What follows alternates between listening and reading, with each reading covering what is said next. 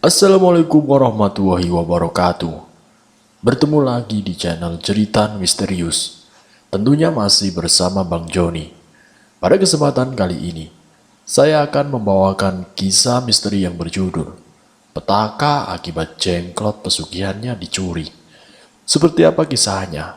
Namun sebelum kita masuk ke dalam ceritanya, tentunya nama dan tempatnya disamarkan semua untuk menjaga privasi pihak yang terlibat di dalamnya.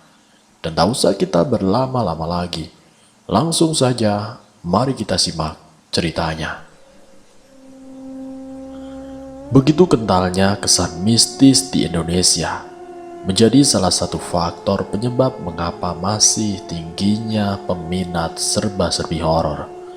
Mulai dari kuliner, wisata, bahkan industri perfilman genre horor menduduki klasmen puncak karena banyak masyarakat Indonesia menyukai yang serba horor. Salah satu ikon horor yang pernah populer di Indonesia adalah mengenai keberadaan jengklot, yakni di sekitaran akhir tahun 1090-an hingga pertengahan 2000-an. Jengklot masih menjadi sorotan di kajian dunia horor Indonesia. Bahkan sempat dibuatkan tayangan sinetron di salah satu stasiun swasta. Namun demikian, ternyata bukan hanya di dunia entertainment saja sosok jengklot ini populer. Pemahaman mengenai mitos jengklot ini mengakar kepada tatanan masyarakat karena dikenal memiliki banyak kekuatan yang bisa dimanfaatkan oleh manusia. Di Indonesia, jengklot memang dipercaya sebagian orang memiliki kekuatan yang besar, dan banyak dari kalangan yang mengatakan makhluk yang satu ini berasal dari manusia sakti zaman dahulu yang menganut suatu ilmu tertentu, sehingga jasadnya kekal dan tidak hancur di telan bumi, serta rohnya terperangkap di dalam jasadnya. Seperti yang kita ketahui, sosok jengklot memiliki penampilan hampir mirip dengan mumi. Tubuhnya yang kecil berwarna coklat agak kehitaman dan memiliki kuku dan rambut yang terus memanjang, serta memiliki taring yang tajam. Versi lain meyakini bahwa jengklot merupakan dari bangsa jin kafir yang bertubuh kecil dan memiliki kesaktian yang cukup lumayan tangguh.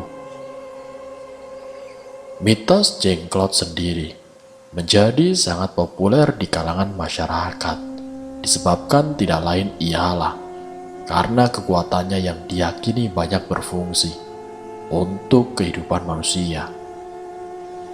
Bagi mereka yang sangat terlena dengan praktik pesugihan, jengklot diyakini bagai benda yang memiliki multifungsi. Selain sebagai sumber kekuatan ilmu kebal, konon katanya, jengklot juga bisa digunakan sebagai asihan ataupun peningkat karisma si pemiliknya guna meningkatkan status ekonomi.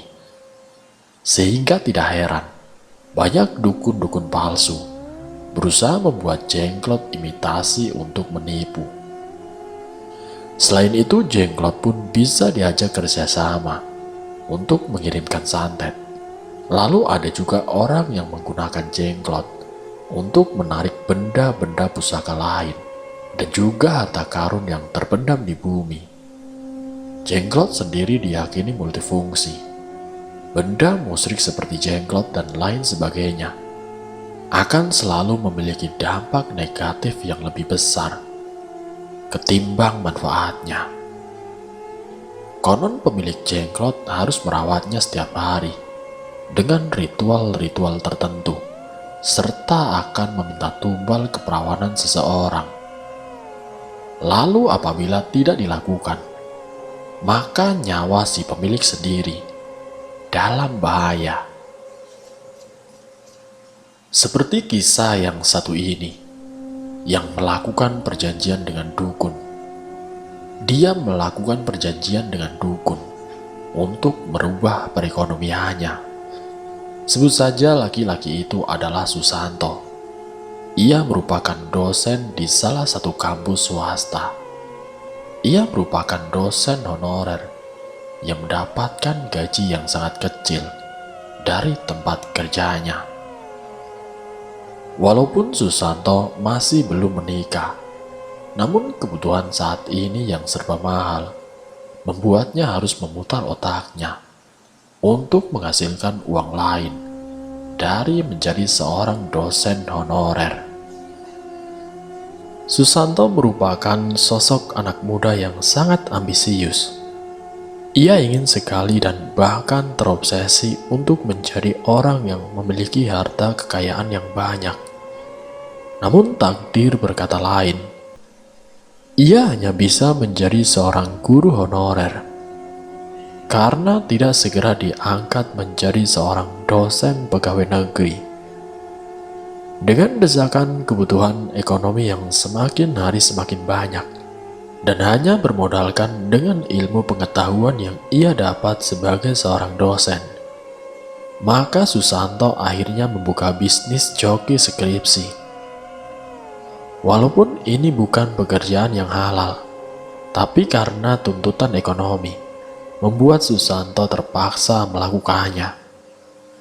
Namun setelah 1 bulan bisnis ini ia buka, tidak ada satupun mahasiswa yang ingin menggunakan jasa joki skripsi miliknya. Hal ini lantas membuat Susanto merasa frustasi karena tidak kunjung mendapatkan tambahan uang untuk memenuhi kebutuhannya. Lancar jaya, dijamin lulus sidang dengan mulus.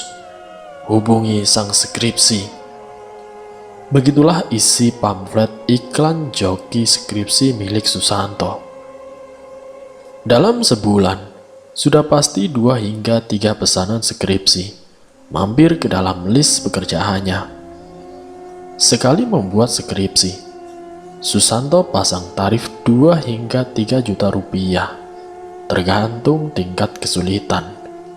Namun larisnya jasa haram milik Susanto tidak mungkin bisa terjadi kalau bukan karena bantuan alam lain. Ya, ia benar-benar menggunakan bantuan makhluk gaib untuk menarik pelanggannya. Sudah buka bisnis tipu-tipu, kau gunakan juga Jenglot untuk bikin laris usaha haramu itu. Itu namanya haram kuadrat toh. Begitulah kata Jimmy, teman sepermainan Susanto. Benar adanya kalau Susanto sengaja pelihara Jenglot agar bisnis skripsinya banjir pelanggan. Ia mendapatkan Jenglot dengan harga mahal itu dari seorang dukun. Pantas saja usaha dosen pesakitan itu lancar jaya. Kau simpan saja Jenglot itu di sebuah tikungan jalan raya yang menurutmu paling berbahaya. Lalu biarkan Jenglot itu yang mencari tumbalnya sendiri. Begitulah kata sang dukun. Baik Ki, akan kulakukan apa perintahmu. Susanto sudah sangat kehilangan akal. Ia rela mengorbankan para pengguna jalan raya demi kekayaan pribadinya. Sejak saat itu, ia telah menjalin janji dengan Jenglot peliharaannya. Jika ikatan janji itu kau rusak, kau akan tahu akibatnya. Jenglot itu bukan makhluk yang loyal. Ia hanya lapar. Jika kau tidak memberinya makan, kau tahu bagaimana akhirnya. Jelas sang dukun. Baik Ki, saya akan jamin hal itu tidak akan terjadi. Mendengar penuturan Aki Sueb yang terakhir itu, Susanto gemetar bukan main. Jelas, sejahat apapun seseorang dan sedingin apapun ia membunuh orang lain, tidak mungkin ia berani dan tega membunuh dirinya sendiri. Buru-buru ia pun berpamitan dan membawa Jenglot menyeramkan itu di tas gendongnya, bercampur dengan berkas nilai mahasiswa-mahasiswanya. Jenglot itu tampak mati sebenarnya, tetapi matanya yang merah dan melotot membuatnya tampak hidup. Susanto bergidik bukan main setiap kali ia melihat wajah jenglot itu. Agar tidak terlalu membuatnya takut, ia membungkus jenglot tersebut dengan kain berwarna putih dan menaruhnya di sebuah galian kecil yang sengaja ia buat untuk jenglot di bawah tempat tidurnya. Sejak jenglot itu bercongkol di rumahnya, setiap malam Susanto bermimpi buruk. Terkadang ia bertemu kuntilanak, pocong, genderuwo, dan berbagai makhluk gaib lain yang menakutinya. Terkadang ia juga bermimpi dililit dan dimakan ular raksasa, atau bermimpi dibakar di dalam neraka. Namun meski demikian, Susanto akan tetap menahan penderitaannya. Yang penting ia bisa kaya raya. Sampai singkat ceritanya, Susanto menikah dengan rekan kerjanya. Ia bernama Sinta. Tidak mudah untuk mendapatkan Sinta, karena ia anak dari rektor universitas tempat Susanto bekerja. Dengan berusaha keras, Susanto gigih untuk mendapatkan Sinta, sampai ia menggunakan bantuan dukun. Mereka menikah di awal tahun 2011. Keduanya dikaruniai putra-putri yang cantik dan ganteng. Mereka membina rumah tangga dengan penuh keharmonisan, bertempat tinggal di sebuah rumah yang megah. Segala fasilitas sudah tersedia di rumah itu. Udara malam itu terasa begitu dingin, bahkan sampai-sampai suhunya menusuk dalam tulang. Di dalam mimpinya, Susanto menggigil bukan main. Ia memeluk erat kedua lututnya agar tubuhnya tetap hangat. Ia terus memejamkan matanya sembari berharap bangun dari tidurnya. Namun saat Susanto sudah mulai terjaga, tiba-tiba ia melihat dua pasang mata berwarna merah terang bercongkol tepat di hadapannya. Dua pasang mata itu dengan tajam menatap Susanto. Tanpa aba-aba, tiba-tiba dua pasang mata itu terbang mendekati Susanto. Ia mendekat begitu cepat, sampai-sampai Susanto berteriak sangat kencang. Namun saat sadar bahwa mata misterius itu adalah milik jenglot peliharaannya, Susanto buru-buru kembali merasa sombong. "Dasar jenglot bajingan, besok kau tidak akan kuberi makan. Kau mengerjaiku di saat aku merasa takut." Tanpa pikir panjang, Susanto dengan lantangnya menghina makhluk peliharaannya. Malam itu Susanto berjalan sendirian ketika penduduk kampung sudah di dalam rumah masing-masing dan hendak pergi tidur. Dingin malam terpaksa Susanto menembusnya, karena ia tidak ingin seorang pun yang tahu apa yang akan ia lakukan sekarang. Tidak ada cara lain untuk mengekspresikan rasa antusias Susanto selain tersenyum sembari memegang jenglot yang tidak lebih besar dari ukuran tangannya. Sudah berkali-kali Susanto pergi ke Mbah Dukun untuk menambah kesaktian jenglotnya. Sesuai perjanjian, ia memberikan sejumlah uang kepada Mbah Dukun sebagai bentuk hibah atas jenglot yang ia bawa pulang. Keesokannya Susanto sudah berdiri di pinggir jalan besar yang juga melintasi pintu masuk desanya. Jalan besar meliuk-liuk itu sudah seperti ular raksasa yang menerobos hutan di kanan kiri jalannya. Terkesan menyeramkan dan juga menyimpan maut. Hanya saja orang-orang baik yang menggunakan sepeda motor, mobil dan truk yang berani untuk memacu kendaraan di saat jalan itu dipenuhi tanjakan dan juga turunan karena tidak ada jalan lain. Namun bagi Susanto, Jalanan tersebut dapat menyembunyikan niat jahatnya karena tanpa menaruh jenglot agar mendatangkan tumbal. Kabar bahwa jalan itu selalu mendengar korban jiwa sudah sering terdengar. Apalagi ketika musim mudik tiba, ketika jalanan sudah disesaki oleh kegelapan, Susanto mulai melancarkan aksinya. Ia menyembunyikan jenglot yang diberikan Mbah Dukun di sela akar-akar pohon besar yang menaungi sebuah tikungan. Ia melakukannya dengan cepat karena khawatir ada lampu kendaraan yang menyoroti tindakannya. Setelah itu Susanto hanya menunggu jenglot itu bekerja, dan ia akan mendatangkan kecelakaan di tikungan itu, dan darah yang tumpah dari kematian akan dipergunakan sebagai sesembahan untuk jenglotnya.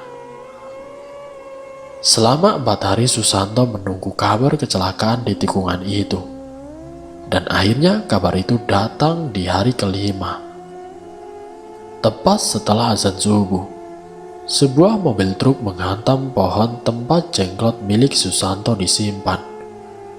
Kedua supir itu tewas di tempat, dan Susanto menghampirinya dengan perasaan senang. Ia membantu warga setempat dan pengemudi yang turun untuk membereskan kecelakaan. Tapi maksud dan tujuannya tidak lain adalah ingin memastikan jenglotnya baik-baik saja.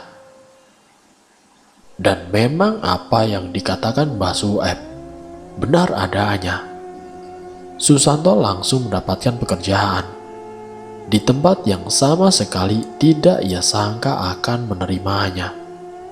Gajinya tergolong cukup besar untuk membuka warung sembako di depannya. Kematian lain yang terjadi antara pengendara sepeda motor yang tersesat sejauh 3 meter akibat menabrak bus antar provinsi juga membawa kekayaan yang semakin berlimpah bagi Susanto. Warung sembakonya kian hari kian ramai. Susanto sedikit demi sedikit bisa terbebas dari jerat kemiskinan. Berkat kekayaan yang ia dapat dari jenglot, Susanto bisa merenovasi rumahnya, membeli sepeda motor baru, dan membuka warung sembako lain di desa sebelah. Anaknya juga sudah bisa sekolah tanpa harus khawatir kekurangan uang jajan atau tidak memiliki uang untuk membeli kebutuhan sekolah. Susanto sudah lebih dari cukup. Tidak ada orang lain yang paling kaya di kampung Cikomang selain keluarga Susanto. Dia bukan artis atau seorang pejabat, tetapi kekayaannya bisa-bisa melebihi presiden sekalipun. Rumahnya berlantai 4. Hotel setempat kalah mewah dengan rumah Susanto. Saking kayanya, tahun lalu Susanto menikah lagi. Ia mempunyai 2 istri dan 5 orang anak. Semua keluarganya tinggal di rumah besar tersebut. 2 anak pertama dan keduanya, yang masing-masing masih kelas 2 dan 3 SMP saja, sudah diberikan mobil. Anak pertamanya punya sedan mewah. Satu lagi lebih suka mobil klasik yang harganya selangit. Padahal Susanto hanya seorang dosen honorer yang awalnya membuka joki skripsi. Sekarang Susanto beralih dengan berdagang sate agar pesugihannya tidak dicurigai banyak orang. Ia bisa membuka lapaknya di sepanjang trotoar jalan pusat kota. Sehari-hari lapak satenya pasti penuh tanpa pandang malam minggu atau bukan. Ia tidak punya warung tetap, padahal bisa saja modalnya dipakai untuk membeli atau minimal menyewa sebuah gedung untuk jualan satenya. Namun Susanto tidak mau begitu. Ia lebih suka mengember di trotoar. Namun suatu ketika, Susanto melamun keras. Ia masih trauma. setelah rumahnya dibobol oleh maling. Mungkin Susanto tidak akan kehabisan hartanya karena kemalingan. Kalau soal perhiasan istri atau barang elektronik, bisa dibeli lagi. Si penjual sate itu benar-benar tidak memusingkan barang-barangnya yang raib. Meski terhitung barang mewah, macam jam Rolex seharga 2 miliar, yang juga hilang di godol bandit.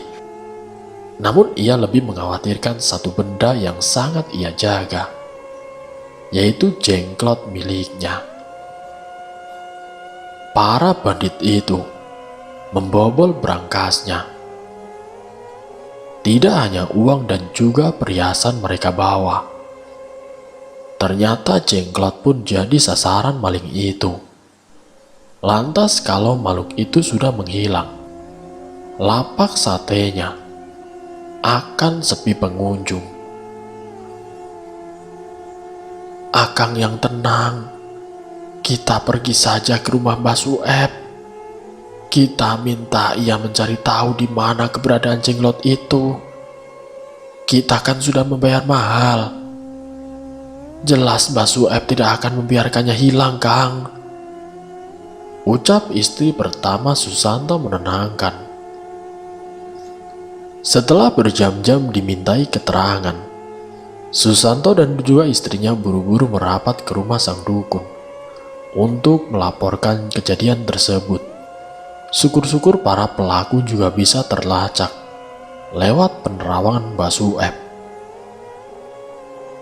Jengklot itu sudah marah kepadamu. Kau harus meminta ampun kepadanya dengan menikahkan kedua istrimu denganku, ucap sang dukun. Apa Ki? Aki sedang tidak main-main kan? Dengan segala hormat Ki, saya mohon ini jangan dijadikan lelucon. Mbah Sueb tidak sedang main-main. Ia jelas-jelas ingin menikahi kedua istri Susanto. Entah apakah itu syarat yang benar atau memang hanya akal-akalan saja. Yang jelas Susanto tidak akan menerima syarat-syarat itu. Apakah tidak ada cara lain, Ki? Saya mohon, Ki. Apapun akan saya lakukan, asal bukan syarat itu. Jengklot itu peliharaanku sebelumnya. Kau tidak bisa menjaganya. Sedangkan ia setia kepadamu. Ia hanya memberikan hukuman kepadamu. Aku tidak menyukai istri-istrimu. Aku hanya memenuhi syarat yang diminta arwah si jengklot.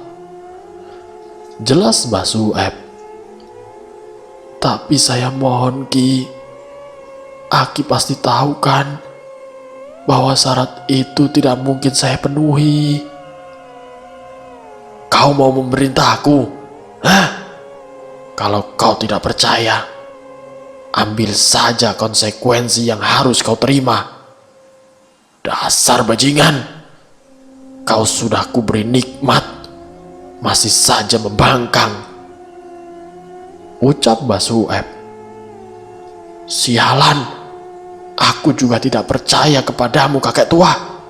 Dasar cabul, bilang saja kau menyukai istri-istriku, atau jangan-jangan gerombolanmu yang membobol rumahku. Susanto tiba-tiba hilang hormat. Ia ujuk-ujuk naik darah dan membentak-bentak Ki Sueb. Bahkan meja sesajinya digebrak hingga ambruk semua alat dukun yang ada di atasnya. Bajingan! Dasar manusia biadab! Pergi kalian! Pergi! Susanto dan istri pertamanya kemudian digelandang petugas keamanan Mbah Sueb. Semuanya murid-murid silat dukun tersebut. Sambil menyingsingkan lengan baju, Susanto menuruti mereka. Sudah hampir 1 bulan, Susanto tidak mendapati kecelakaan di tikungan tersebut. Ia berpikir bahwa jenglot tersebut sudah tidak berfungsi atau semacamnya. Pertanyaan-pertanyaan tersebut kemudian terjawab di dalam mimpinya. Di dalam mimpinya ia menemukan dirinya tersesat di dalam hutan yang sangat gelap sekali. Ia sendirian dan tidak memiliki apapun untuk menerangi langkahnya. Saat Susanto sedang berjalan, tiba-tiba ia melihat sepasang cahaya merah. Cahaya tersebut bergerak ke arahnya. Wujudnya semakin lama semakin jelas dan menyerupai sesuatu yang ia kenali. Dan benar saja, cahaya itu adalah mata jenglot yang menyala. Taringnya yang panjang bergerak seperti ingin menikam Susanto. Susanto memutuskan untuk lari terbirit-birit karena jenglot tersebut ukurannya lebih besar dari Susanto. Dalam mimpinya ia menembus kegelapan dengan terbirit, namun jenglot itu berhasil menangkapnya. Disitulah ia terbangun dari tidurnya dengan tubuh yang bercucuran keringat. Ia baru saja ingin melanjutkan tidur ketika melihat anak semata wayangnya yang setiap hari tidur bersamanya kini kejang-kejang. Susanto merasa panik karena tidak tahu apa yang terjadi kepada anak kesayangannya. Karena tidak memiliki obat dan juga ilmu medis, Susanto terpaksa mengeluarkan sepeda motor dan membawa anaknya ke klinik 24 jam. Susanto menembus kegelapan dengan menggunakan sepeda motornya bersama anaknya yang memeluk erat dari belakang. Kini kantuknya perlahan mulai menghilang ketika ia melihat sepasang mata merah di sebuah pohon yang berada di tikungan. Ia tahu bahwa itu adalah jenglot yang ada di mimpinya. Susanto hanya memperhatikan jenglot itu, dan dia tidak sadar bahwa ia berada di jalur yang berlawanan, dan di hadapannya cahaya mobil truk bergerak dengan cepat, diiringi bunyi klakson. Dar! Anak Susanto tewas di tikungan maut, tempat Susanto menaruh pesugihan jenglotnya.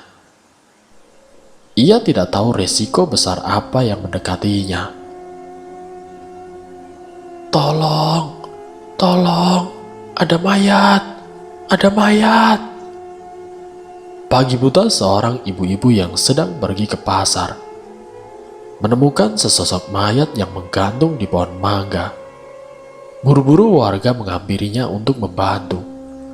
Belum lagi mayat tersebut diturunkan, tiba-tiba terdengar suara anak muda yang sedang menahan tangis berteriak sekencang-kencangnya.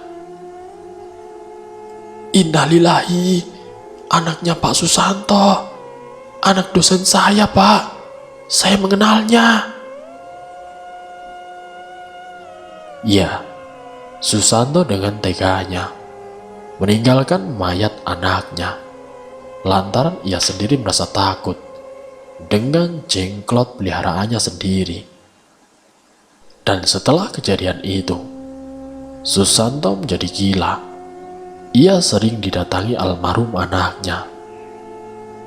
Setiap malam Susanto dibuat ketakutan sampai ia lupa dengan jenglotnya yang harus diberi darah segar setiap bulannya.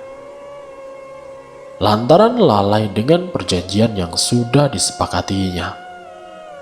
Sekarang Susanto suka membentur-benturkan kepalanya ke dinding. Kasihan sekali. Itulah akibat dari pesugihan. Ya, padahal dulu lapak satenya kesukaan masyarakat. Pasti jalanan sini tidak pernah sepi. Sekarang sejak pesugihannya telah gagal, kita jadi kehilangan pemasukan. Kira-kira begitulah percakapan para tukang parkir di sekitaran trotoar bekas lapak sate Susanto. Di satu sisi para tukang parkir itu mengambil pelajaran dari apa yang terjadi. Namun di sisi lain, mereka menanyakan, karena kini tidak lagi mendapatkan uang parkir dari para pelanggan Susanto. Dan cerita pun selesai. Jika kamu merupakan salah satu dari orang-orang yang masih meyakini kekuatan selain dari Sang Pencipta, maka alangkah baiknya meninggalkan segala bentuk kesesatan, karena hal tersebut sungguh sangat bertentangan dengan ajaran setiap agama di muka bumi ini. Terima kasih untuk kalian semua. Sampai bertemu lagi di video-video yang lainnya. Wassalamualaikum warahmatullahi wabarakatuh.